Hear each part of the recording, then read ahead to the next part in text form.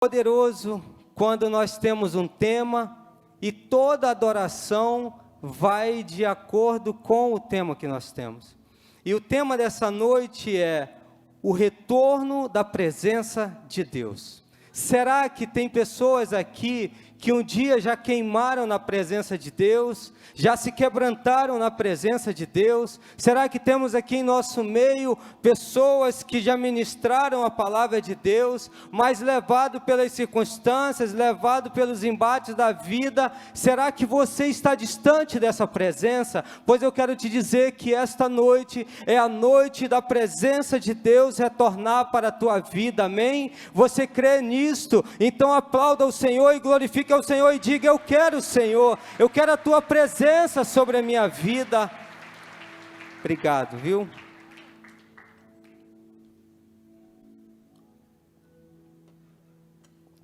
Eu quero ler com vocês o livro de 2 Samuel, capítulo 6, do verso 1 ao verso 3, para que nós possamos orar esta noite. Livro de 2 Samuel, capítulo 6, do verso 1 ao verso 3. E tornou Davi a juntar todos os escolhidos de Israel, em número de 30.000. E levantou-se Davi e partiu com todo o povo que tinha consigo de Baala de Judá, para levarem dali para cima a arca de Deus, sobre o qual se invoca o nome do Senhor dos Exércitos, que se assenta entre os querubins. E puseram a arca de Deus em um carro novo, e levaram à casa de Abinadab. Repete assim: Abinadab. Guarda esse nome, Abinadab, que está em Giba. E Uzá e Aiô, filho de Abinadab, guiavam o carro novo. Até aqui. Senhor, graças te damos, Pai, por esse momento tão sobrenatural que é o momento da ministração da Tua Palavra. Este momento, Senhor, aonde a nossa mente é transicionada, esse momento aonde nós somos limpos, porque a Tua Palavra é a única forma de nós sermos limpos, Senhor. E eu te peço que essa noite a Tua Palavra, ela venha, Senhor, inundar a nossa vida. Os Teus filhos que entraram aqui alegres, possam sair daqui transbordantes pela revelação da Tua Palavra. Mas aqueles que entraram aqui tristes, Senhor, eu já profetizo que eles sairão daqui, Senhor, com o seu lamento transformado em dança, com o seu choro, Deus, transformado em alegria, porque nós cremos no poder da Tua Palavra. Espírito Santo, desde já, toma a nossa mente, toma o nosso coração e fala a nós, Senhor, de uma forma tão poderosa que nós possamos ter aquilo que o salmista declara, Senhor, que é um coração contrito, a um coração quebrantado, o Senhor não rejeita. E eu creio que se nós estamos aqui esta noite, Senhor, é porque o Senhor continua nos olhando como filhos. Os Teus olhos estão sobre nós, a Tua mão está sobre nós, e o sangue de Jesus é poderoso para nos redimir de todo pecado. Em nome de Jesus, Pai, assim nós oramos e já te agradecemos, em nome do Pai, do Filho e do Espírito Santo. Amém? Esse texto que nós lemos é um texto onde fala de um momento muito importante da vida do rei Davi. Davi, ele é constituído por Deus na Bíblia como o maior rei de Israel. E eu vou aqui me esforçar ao máximo para usar todo o contexto até nós chegarmos de fato nesse texto aqui. E eu vou fazer algumas conjecturações aqui no decorrer dessa ministração, mas toda conjecturação respaldada em cima desse contexto. E eu quero começar aqui falando a respeito da primeira unção de Davi. Davi, ele vai ter a sua primeira unção em um dos momentos mais difíceis de sua vida. Davi, ele vai ter a sua primeira unção em um dos momentos aonde ele sente uma das maiores dores que o homem pode sentir, que é a dor da rejeição. Rejeição é uma dor que não é curada através de um receituário médico, não é curada através de um medicamento. Rejeição só é curada mediante a presença de Deus. E eu quero desde já dizer, se tem pessoas aqui que têm sofrido por uma rejeição, a presença de Deus está aqui. A presença de Deus, ela transforma. A presença de Deus, ela muda tudo. E é justamente isso que vai acontecer na primeira unção de Davi. Essa primeira unção de Davi, ela vai acontecer perante os seus irmãos, perante a sua família.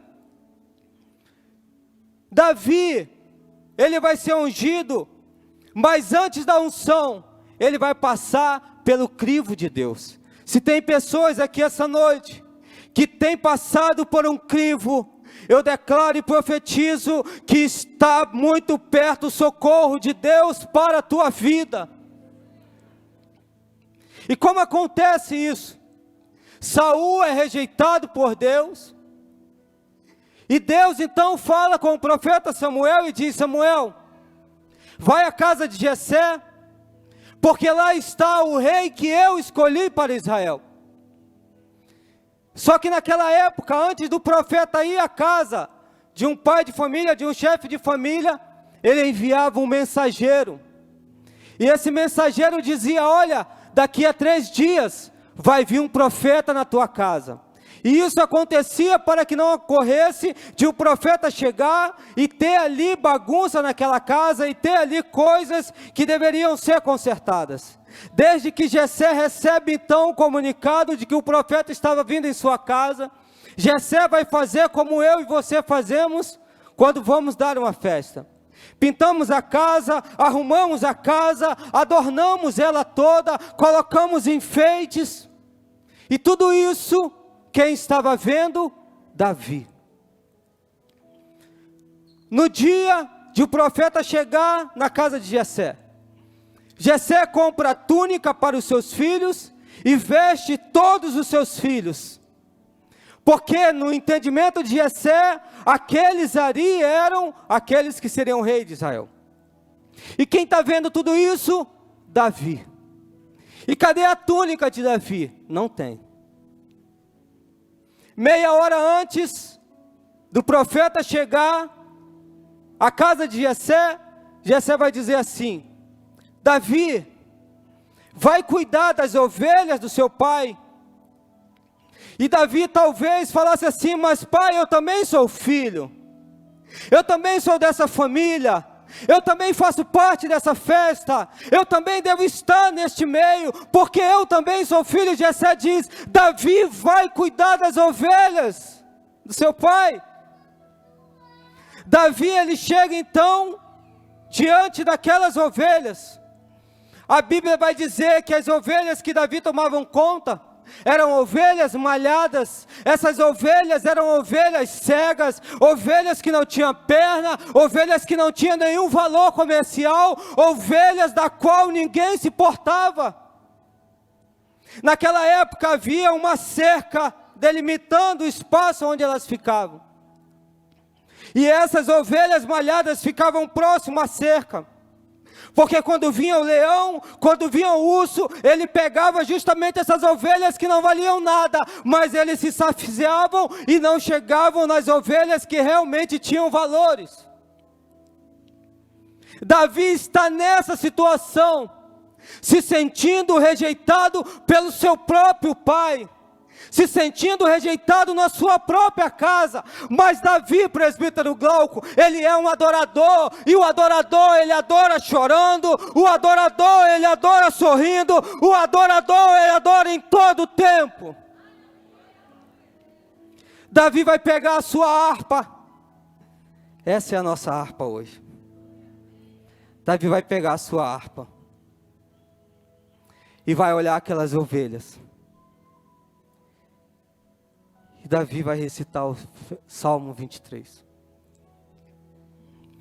Davi diz: se essas ovelhas que não têm valor, se essas ovelhas cheias de defeito, se essas ovelhas que não valem nada, têm um pastor, eu tenho um pastor.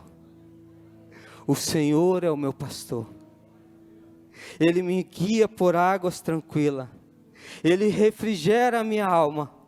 Ele me faz andar por pastos verdejantes. Eu amo o meu Senhor e o meu pastor. E o que está acontecendo na casa de Jessé? O profeta está olhando cada um dos filhos de Jessé. Só que Deus diz assim: Samuel, o que você está fazendo aí, Samuel? Não é nenhum desses daí. Nenhum desses daí é o rei que eu escolhi. Samuel pergunta: onde está esse rei, Senhor? Pergunta a Jessé. Jessé, Deus está me falando aqui, Jessé, que essa festa aqui não foi feita para nenhum desses filhos seus. Você tem mais um filho? Tenho umzinho. Será que você se vê como umzinho? Mas eu quero te dizer, mediante a palavra de Deus, que os olhos do Senhor estão sobre a tua vida e você tem algo dentro de você que é inexplicável. Pois então manda chamar ele, Jessé. Traz esse umzinho. Vem ele, com a roupa toda suja, triste. Quando ele bota o pé para dentro da casa, Deus diz: está aí o rei de Israel. Davi, tudo isso aqui foi feito para você. Toda essa festa foi feita para você, Davi. Eu quero te dizer essa noite, que Deus preparou o culto dessa noite para a tua vida. Tudo isso que está aqui, Deus preparou para a tua vida. Deus, Ele sabe, Ele sonda o nosso coração, Ele sabe. Deus já sabia que você estaria aqui esta noite. Deus te diz: tudo isto foi preparado para que você retorne novamente à presença do teu Deus. A primeira unção de Davi, ela acontece mediante o crivo de Deus. Depois Davi vai ser ungido pela segunda vez. Só que agora Davi é ungido a rei sobre Judá. E essa unção de rei sobre Judá, então traz para Davi ainda mais peso. Só que interessante que até Davi chegar na terceira unção, que foi o texto que nós lemos, Davi, ele enfrenta os jebuseus, os gigazeus, os filisteus, os amorreus, os tantos zeus, mas Davi, pela unção de Deus que estava sobre a vida dele, destrói a todos. Não teve um que se opôs a Davi e venceu. Davi destrói a todos. E agora Davi está no ápice da sua vida. Davi está ali no ponto mais alto que um rei poderia chegar. Ou melhor, que todos os reis queriam estar, mas não conseguiram estar. E Davi agora está nessa posição.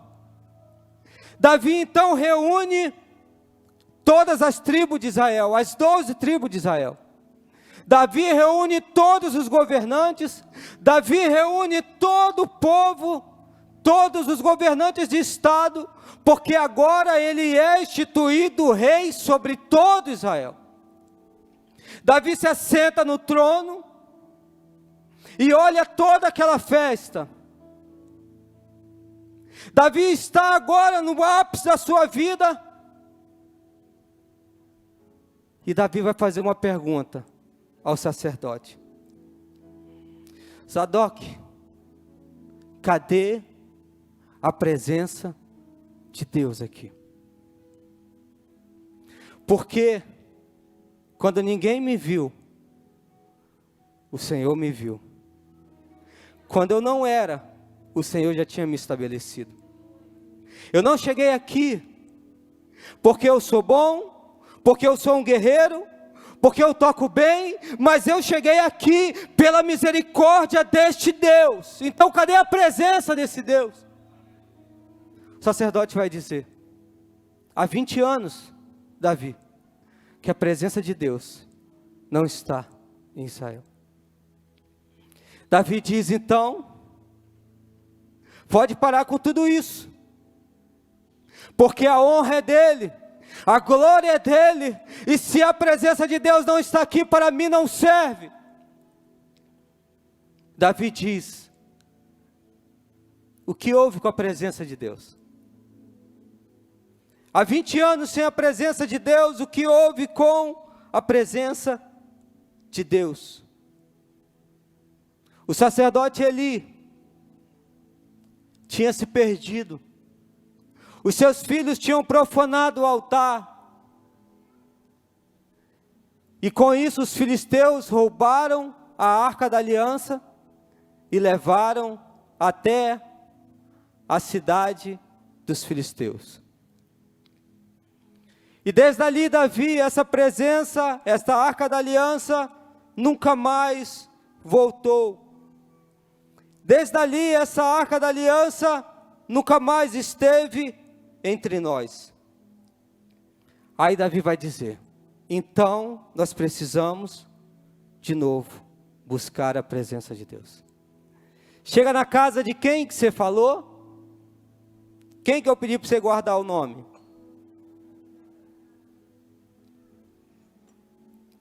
Abinadab. Aonde está a arca da aliança? Está na casa de Abinadab, Davi. Então vamos lá buscar. Quando eles chegam na casa de Abinadab, Abinadab diz, Davi, há 20 anos que essa arca está aqui. E Davi pergunta, como ela veio parar aqui, Abinadab? Os filisteus a roubaram, levaram e colocaram diante da estátua de Dagon. Quando eles acordaram de manhã, a estátua de Dagon estava prostrada diante da presença de Deus. E eles levantaram a estátua de Dagon. No outro dia, quando eles chegaram de novo no templo de Dagon, a estátua de Dagon estava com a cabeça cortada e a cabeça dela aos pés da presença de Deus. Os filisteus entenderam uma coisa: ninguém pode contra a presença de Deus. Os filisteus entenderam uma coisa: ninguém pode contra o nosso Deus, ninguém pode contra o nosso Deus é soberano, o nosso Deus é poderoso, basta uma palavra desse Deus essa noite, e tudo que pode estar dando errado na nossa vida, Deus reverte em bênção. Envia essa arca para Israel, tira daqui. Todo o povo ficou com hemorroida, foi um desespero. E aí, Davi, eles mandaram para minha casa. Como chegou aqui, Abinadab? Veio em cima de um carro de boi.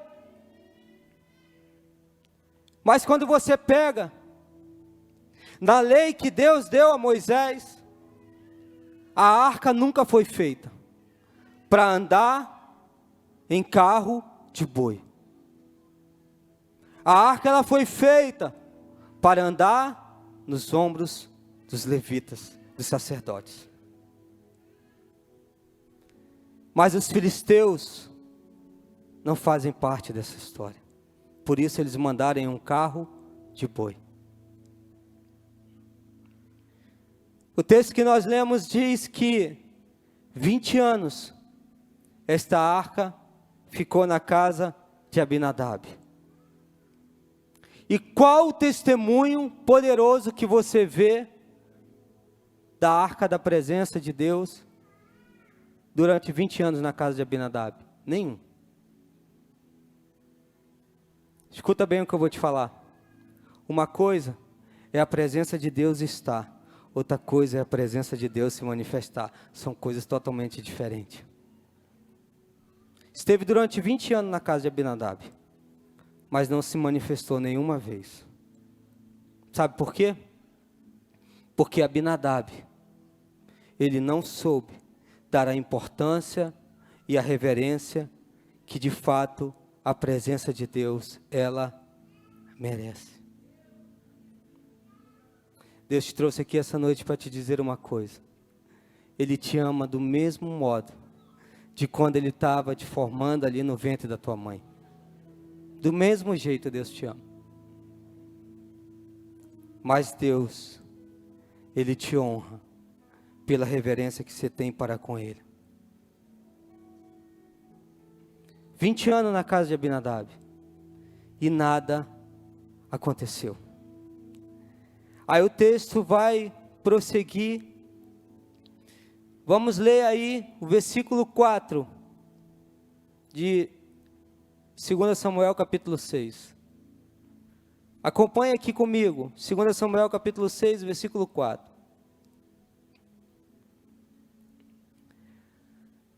E levando-o da casa de Abinadab, que está em Giba, com a arca de Deus, Aiô ia diante da arca, e Davi e toda a casa de Israel alegravam-se perante o Senhor, com toda sorte de instrumentos de madeira e faia, com harpas e com saltérios e com tamborins e com pandeiros e com símbolos.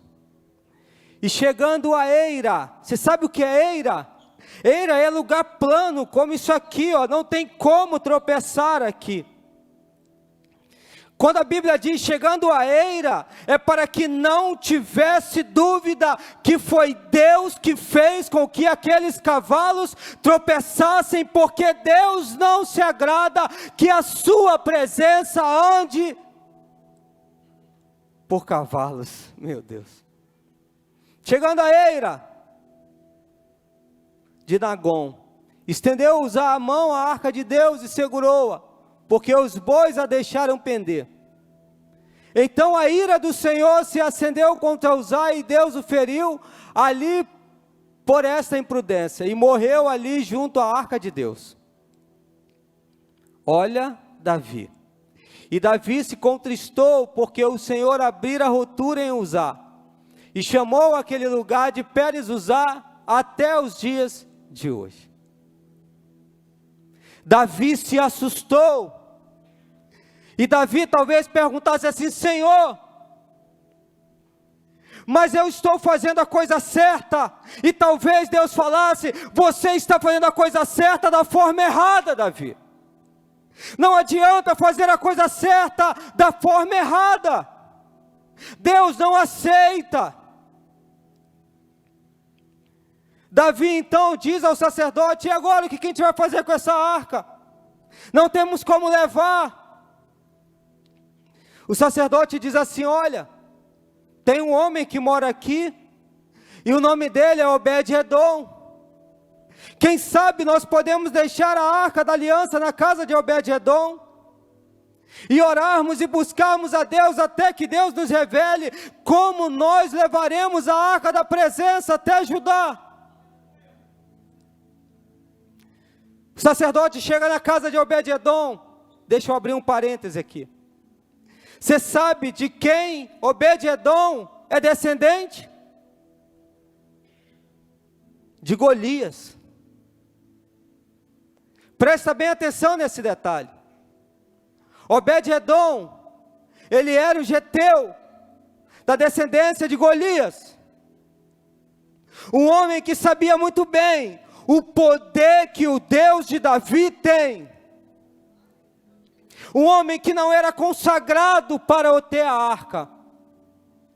Mas aqui eu vou abrir um outro parênteses e dizer: um homem que estudou e sabia os princípios da presença de Deus. Obed, o rei Davi, pede para a arca ficar em tua casa. E Obed disse: quem sou eu? Quem sou eu para ter a presença de Deus em minha casa? Obed diz: espera um minuto, que eu vou entrar aqui na minha casa. Obed reúne a sua família e diz: olha, a presença de Deus vai estar na nossa casa. Mas a presença de Deus tem que estar no melhor lugar da nossa casa. A presença de Deus, ela tem que estar no melhor lugar do nosso lar. quando aqueles homens vão deixar a arca da aliança, na frente da casa de Obed-edom, Obed-edom não. O melhor canto da minha casa é esse aqui. Pode botar a presença de Deus aqui. E ali eles vão embora. Retornam para Israel. Passado 3 meses. Quanto tempo na casa de Abinadab? 20 anos. Quanto tempo na casa de Obed-edom? 3 meses. Meu Deus. Passado 3 meses. O sacerdote chega e fala: Davi, você não sabe o que aconteceu na casa de Obed-edom. Talvez Davi falasse assim: meu Deus, morreu também. Meu Deus, acabou tudo na casa de Obed-edom. O que foi? O sacerdote: não, Davi. Tudo prosperou na casa dele. Plantação, animal, tudo. A casinha dele tinha um murinho baixinho, hoje tem uma fortaleza. A casa dele era tão pequenininha, hoje é uma mansão. E Davi, como pode isso? Vamos lá ver o que aconteceu. Vamos lá ver o que Obed-edom fez, que Abinadab não fez. Quando Davi entra na casa de Obed-edom, Davi olha aquele muro e fala: meu Deus, 3 meses, e ele prosperou como nunca ele tinha prosperado na tua vida. Pode ser em um dia, você prosperar como você nunca prosperou na tua vida. Basta que você reverencie a presença de Deus. Obed, eu vim saber o que você fez. Obed, eu vim saber o que aconteceu aqui. Obed, vem cá, Davi, eu quero te levar em um lugar. Quando Davi entra, ele vê um altar. E aqui tem um véu. E Davi, eufórico, vai entrar naquele véu e Obed diz: ei, tira a sandália, Davi. Porque esse lugar aí é consagrado ao grande eu sou. Davi adentra aquele véu. E Davi vai fazer assim: 1, 2, 3, 4, 5, 6, 7. E se curvar e falar: Senhor, Tu és digno de toda honra e de toda glória. Tu és o único Deus.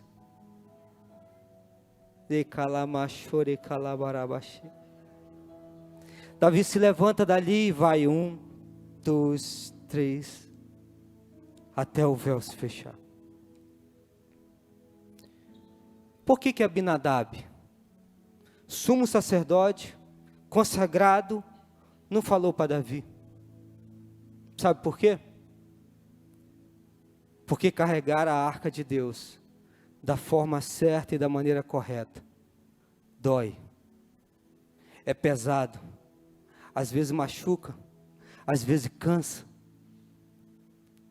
E era mais fácil para Abinadab botar em carros de boi. Mas Obed-edom entendeu que a arca de Deus ela tem que ser reverenciada. Que a arca de Deus ela tem que ser reverenciada. Sabe o que Davi vai fazer? Abra aí. 1 Crônicas, capítulo 15.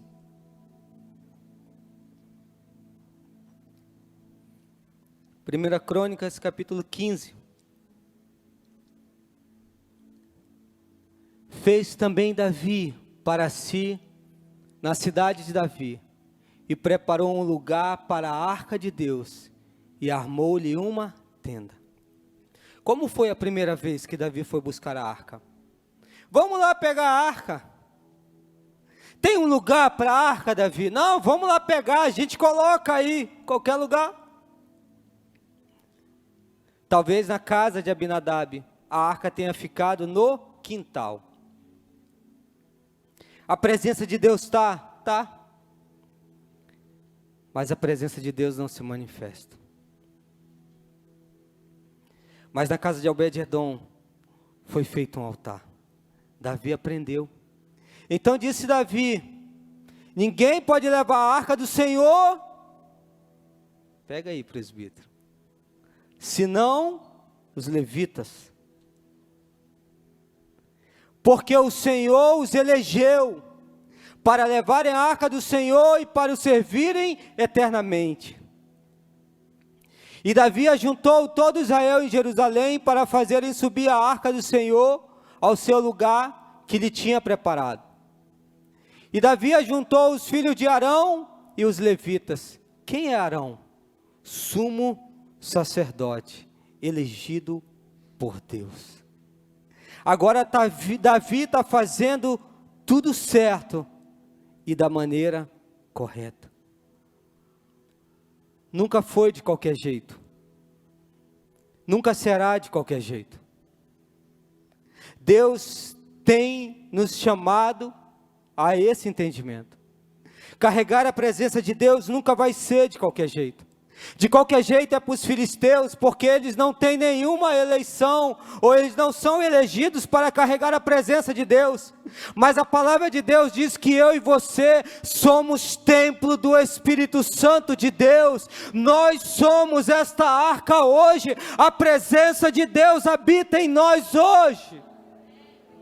E como nós temos cuidado desse templo, e como nós temos reverenciado este templo. Agora Davi, ele está fazendo tudo conforme Deus assim o falou. Tudo conforme Deus assim lhe entregou. Davi reúne todos e diz: olha, vamos abrir um jejum, vamos nos consagrar, para que nós venhamos trazer a arca de Deus, novamente. Vão todos os sacerdotes, vão todos os levitas, e quando chegam na casa de Obed-edom, eles colocam a arca nos ombros, e eles dão 7 passos. Querido, para pensar, a arca pesava. E a distância que eles tinham que percorrer era muito grande. Mais de 300 quilômetros.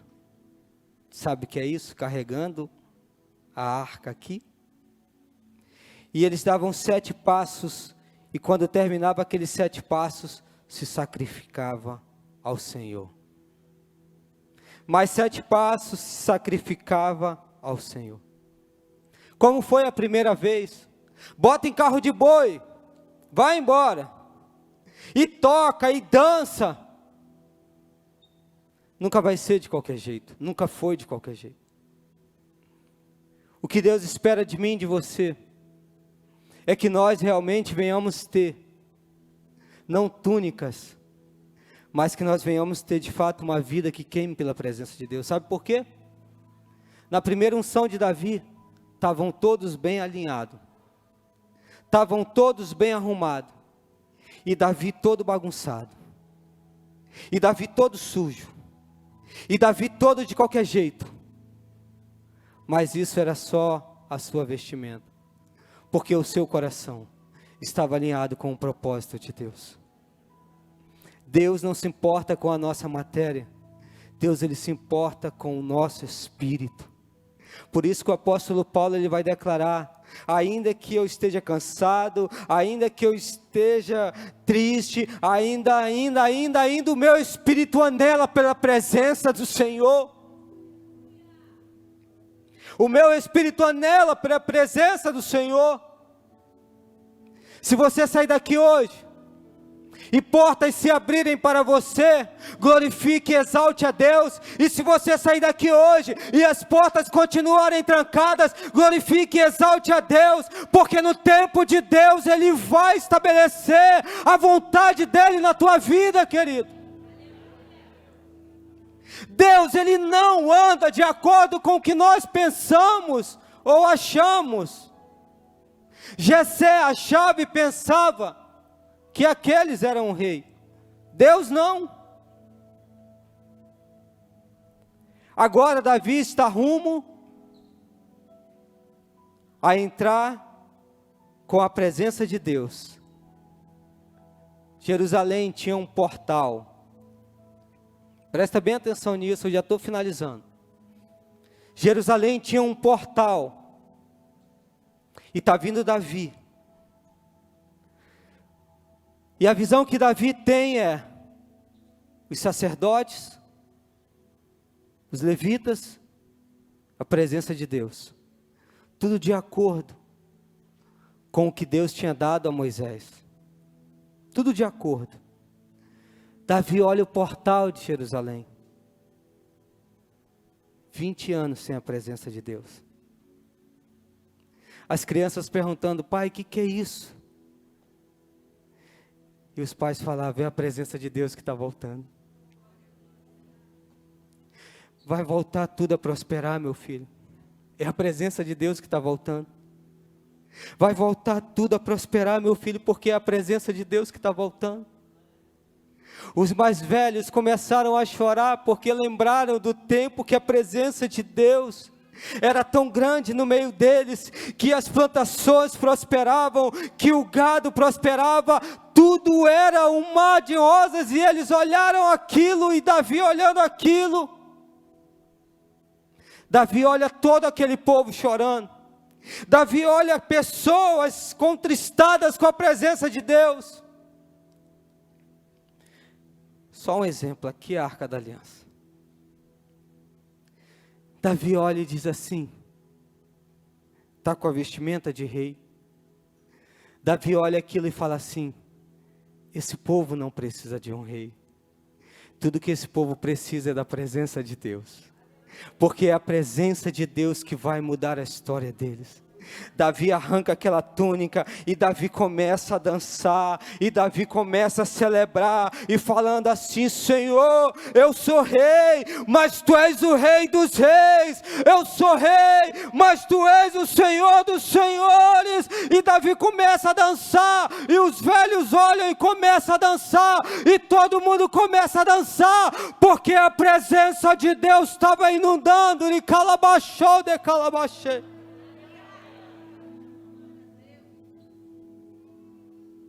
Só que a mulher de Davi está na sacada olhando Davi e diz assim: você, Davi, é um boca aberta. Como que você fica quase nu perante o povo? Quero te dizer uma coisa: quando nós nos entregamos à presença de Deus, as pessoas nos veem muitas das vezes como loucos, como patetas, como qualquer coisa. Mas a presença de Deus, ela nos leva a lugar aonde nós nunca imaginamos chegar. Davi, ele entendeu que ele só era o maior rei ali, porque ele sempre honrou a presença de Deus. Eu não sei, de fato não é um jargão pastoral isso, eu não sei de fato como está a tua vida, mas eu sei do que a presença de Deus tem feito na minha vida. Eu sei do quanto Deus me fez avançar, desde o momento em que eu apliquei a minha vida em obedecer ao Senhor. O retorno da presença de Deus para mim e a tua vida, ela está muito além do que a gente fala, da forma como a gente se veste. Ela está na nossa atitude, no nosso dia a dia. Deixa eu te falar uma coisa. Steve Jobs, ele falou assim: você é de fato quando você faz aquilo que ninguém está vendo. Você é aquele ali, quando ninguém está vendo o que você está fazendo, esse é você na sua essência. E eu quero te dizer essa noite, quando ninguém estiver te vendo, tem até um louvor que diz, quando as luzes se apagam, quando acaba o culto, quando ninguém estiver te vendo, Deus olhar e te ver com os joelhos prostrados. Você é um homem que busca a presença de Deus. Você é uma mulher que busca a presença de Deus. Eu quero chamar os levitas.